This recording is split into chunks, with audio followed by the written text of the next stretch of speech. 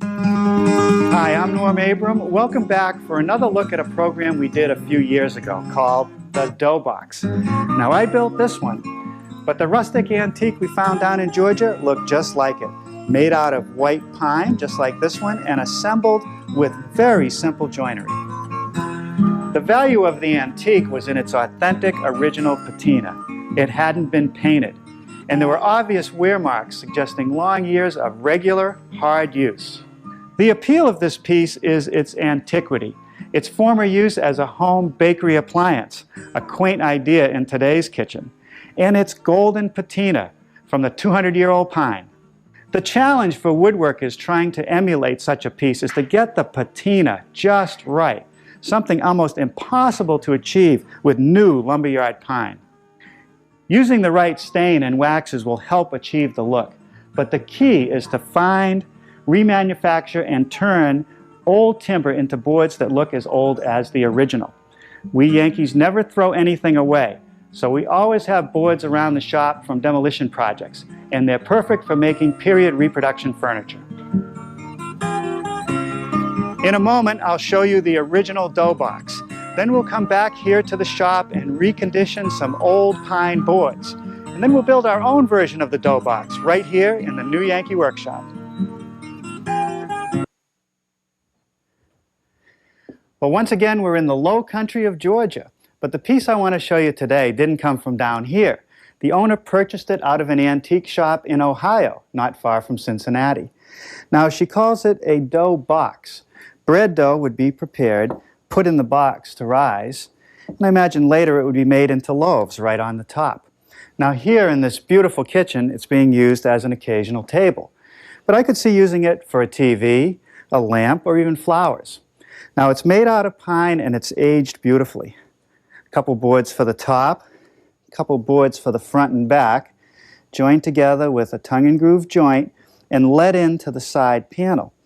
Now, if you look at the side panel closely, you can see it's splayed, a little bit wider at the top, tapering down. You can also imagine that if you look at this decorative cutout, a horseshoe. Therefore, the side panel is called a horseshoe end. Now, let's take a look on the inside. There's a lot of good storage room. Here it's being used to store table linens.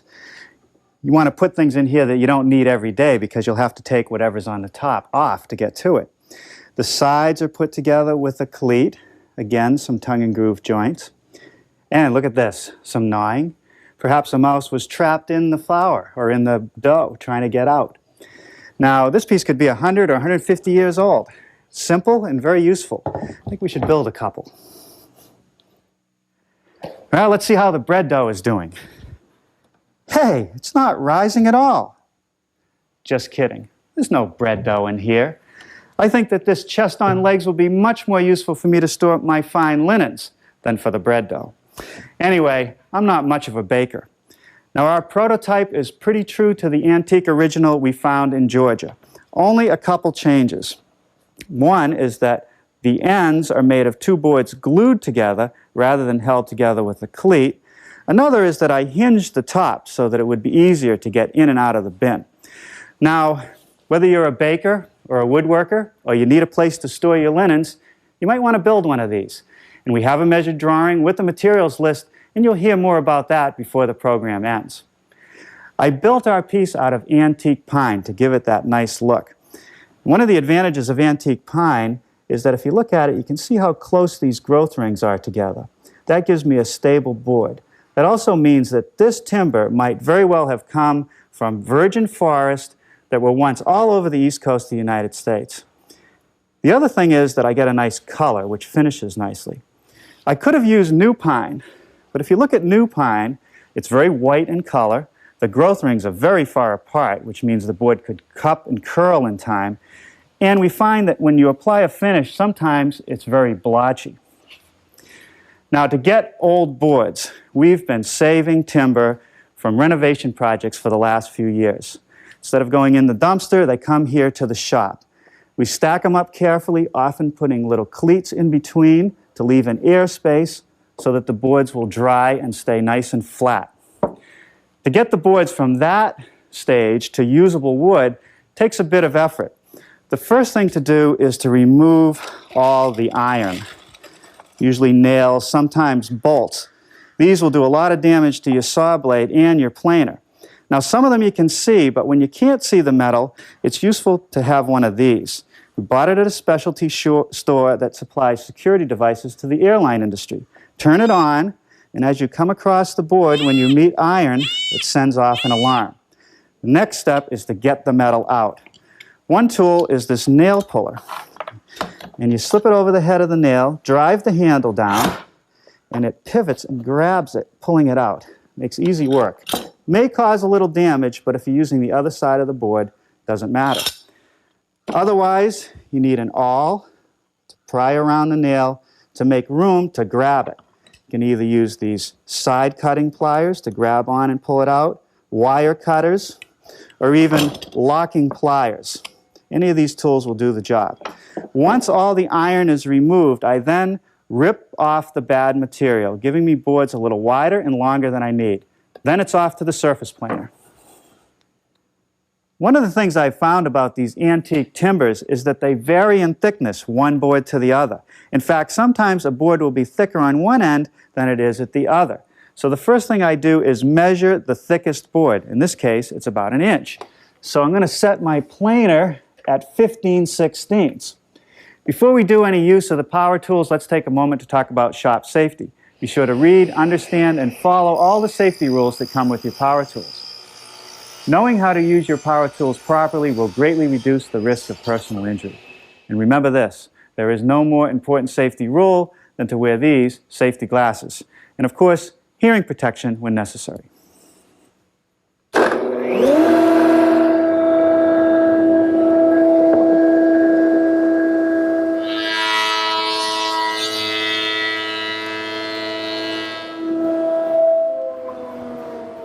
Okay, we're pretty close. You could still take a little bit more off.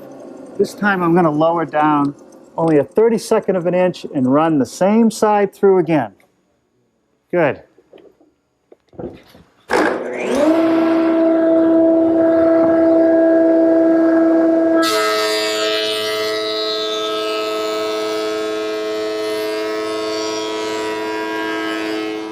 Okay.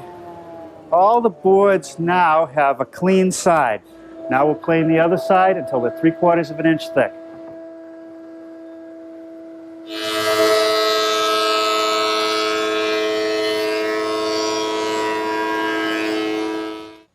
From the sound of it, we may need to empty our barrel. Yep, it looks like it's full.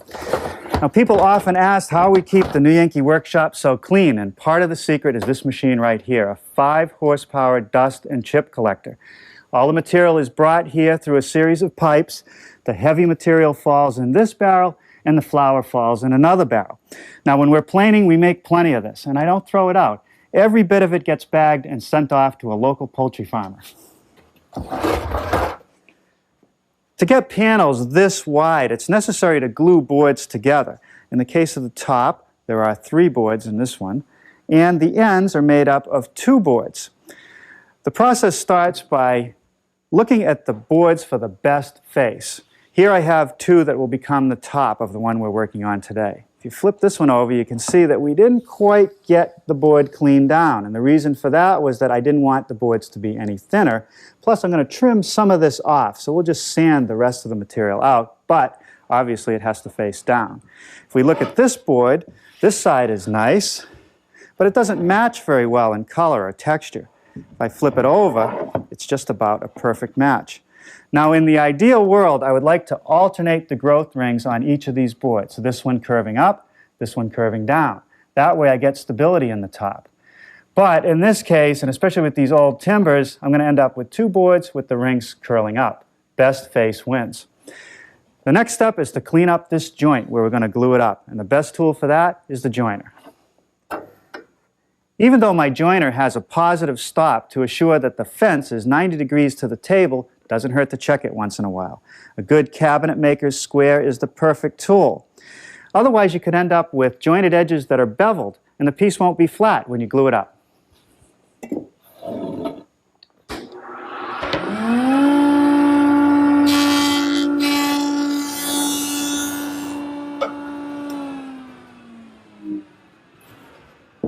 Okay, let's see how that looks. That is good. Now we're going to lay out for some biscuits to reinforce the joint. My boards are a ½ inch longer on each end than I need for the blank. So I'm going to come in the half for trimming and then another 2 inches for the first biscuit. And that'll assure that the biscuit is not going to show on the end. 2½ inches in from the other end. And then about every 8 inches on center. The slot that I'm going to cut is going to be for a number 10 biscuit. I have a couple accessories which make glue-ups easier to do. One is this roller, which allows me to roll on a nice even coat of glue along the edge of the board. And the other is this metering tool, which puts the right amount of glue in each biscuit slot. These biscuits are actually made out of beechwood, and the orientation of the grain makes them strong. Plus, moisture makes them swell, securing the joint. The clamp pressure that I need is really just enough to bring the joint together. I don't want to squeeze all the glue out. After it's clamped, we'll just set it aside to dry. Here's a blank that's already been cured, and it was glued up the same way as we did with the top. It's going to become one of the ends of the dough box. The first step is to square up one end. To do that, I'm going to use my homemade panel cutter. A piece of 3/8 inch thick plywood with a fence along the front and a hardwood strip on the bottom, which rides in the miter gauge slot of the saw. The strip is perpendicular to the saw blade, so as I guide the tool through the saw, I get a perfect 90-degree cut. Now that one end is square and straight, I can set it against my fence and trim it to length. If you look at the prototype, the cutout for the legs kind of reminds me of a horseshoe. So the first thing I did was make a template out of 1/4 inch plywood, which is the shape of the leg, including the notch for the sideboards. Now I can take the template to lay out my blanks. This blank, I have some special considerations. I have a loose knot and a split that I don't want to be part of the end. I'd like to include this knot, but not have it on the edge of the leg. I want it more or less in the center. So I'm going to take the blank, set it over the knot, hold it flush to the bottom, and then up against a framing square to make sure that it's square to the blank. Now I can trace the outline of the leg and the notch and give myself a center line from which I can just flip the template over and lay out the other side of the leg. My intention is to use the plywood template with my router to make the smooth curved cuts. But to take the pressure off the routing operation, I'm rough cutting with my jigsaw, staying about a 1/16 of an inch away from the line. Now I'm attaching the template to the blank on the back side so that when I remove it, the screw holes won't show. I'm going to clamp it securely to my workbench so that I can route the curve smooth. To do the routing, I'm using my router, which is set up with a 1/2 inch flush trimming bit. The ball bearing at the end of the bit will ride on the plywood template, and the cutter will smooth up the wood. Let's look at the prototype again. The side panels are not square to the top. They angle in slightly at about 6 degrees. Now to make the cut on the end panel, I'm going to use my radial arm saw. I could make the cut freehand with a circular saw or with a straight edge and circular saw, but the radial arm gives me the most accurate result. I've turned the saw to 6 degrees beyond 0. We'll cut to the notch and finish it off with a hand saw.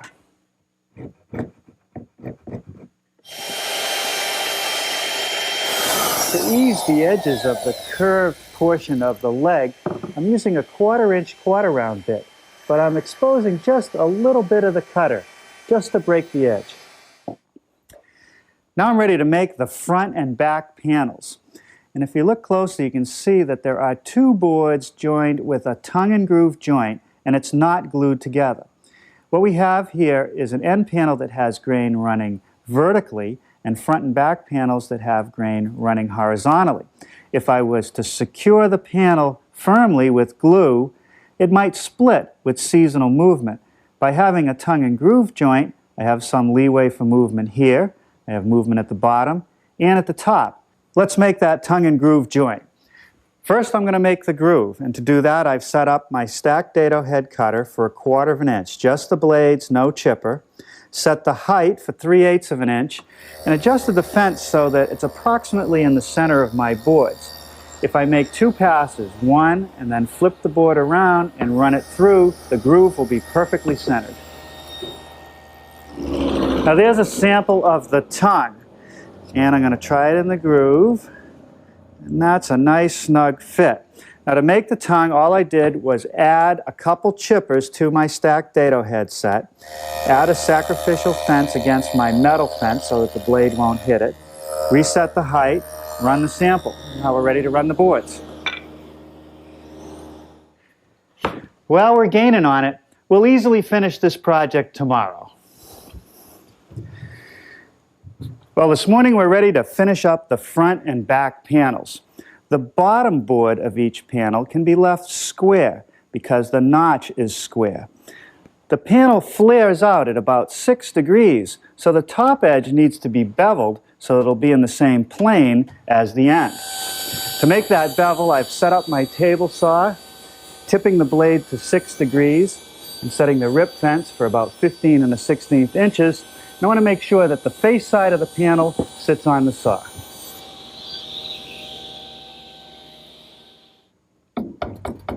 Now the saw cut that I just made is pretty smooth, but to make it perfect I'm going to run it through the joiner.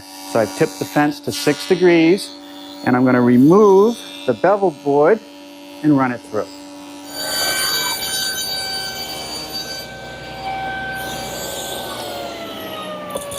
And that takes care of trimming the front and back panels to length, just as I did with the end panels. Now is a good time to sand my panels, particularly the inside, because that'll be tough to get later.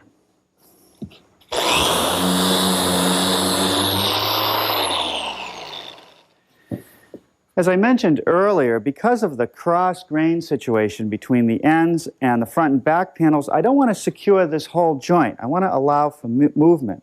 But I do have to secure it at some point, and I'm going to use a biscuit in the center of each board.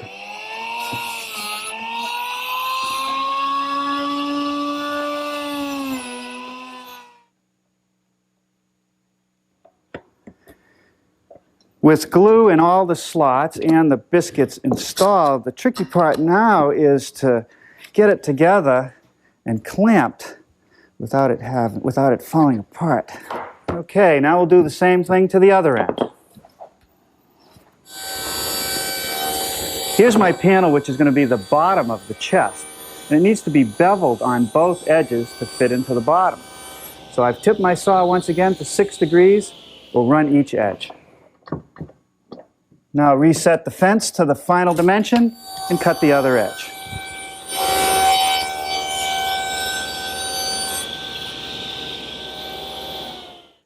The bottom panel is going to be supported by some cleats. There'll be one on each end that I've cut at a 6-degree bevel to match the slope of the front and back panel. I'm going to put a dab of glue right in the middle because once again we have a cross-grain situation, so we don't want to glue the whole piece. You'll also note that I've cut the piece short of the front and back panels. That'll allow for some movement. One brad in the middle and one on each end.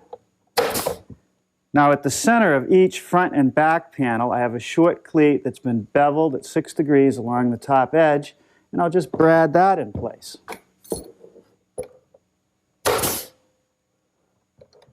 A little dab of glue in the center of each end cleat. And on the side cleats, I can actually glue the entire length. We'll pop the bottom in place and attach it with a couple brads.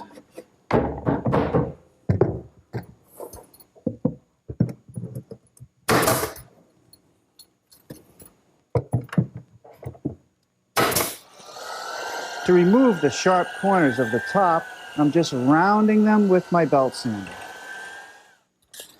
To mortise the hinges into the lid and into the box, I simply take the hinge, put it in the position that I want, and score the outline with a sharp utility knife. To remove the material, I'm going to use my router, which is set up with a 1/2-inch mortising bit. Now I'll just freehand it, getting as close to the line as possible, and then I'll clean up the rest with a sharp chisel. That's good. Once again, to ease the corners, I'm going to use a portion of my 1/4-inch rounding over bit. Now there are a few defects that I want to repair. Not all of them, however. This knot that fell out I'm going to leave alone. Kind of reminds me of the mouse hole that was in the antique original. These smaller nail holes are no problem. They add a lot of character. But this big one's kind of a problem. I want to patch this using a process known as making a Dutchman. What I have is a piece of 1/4-inch plywood that I've cut out some classic Dutchman shapes. I set the template over the defect and clamp it in place. I'm going to make the Dutchman using my router with a special accessory. This collar right here. It fits into the router base. It has a 1/8-inch spiral cutting bit and a special collar. The collar rides on the inside of the template. Now I can make the corresponding patch that'll fit into the mortise. Here I've clamped a piece of scrap material and the template together to make the patch. All I have to do is remove the brass collar from my accessory, carefully drop it into the template, and cut a patch. Now that is going to fit perfectly into the mortise I made earlier. I'll just cut it out at the table saw. Just make a slight adjustment to my rip fence to get the patch to be approximately the same size as the mortise.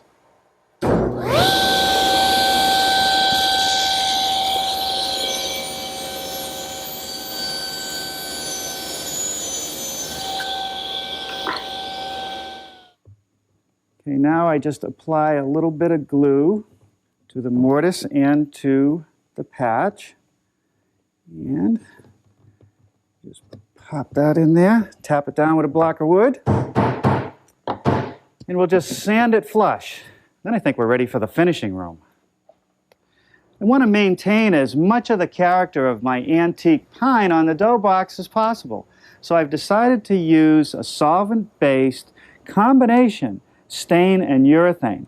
And the advantage to this is that we only need to do things in one step.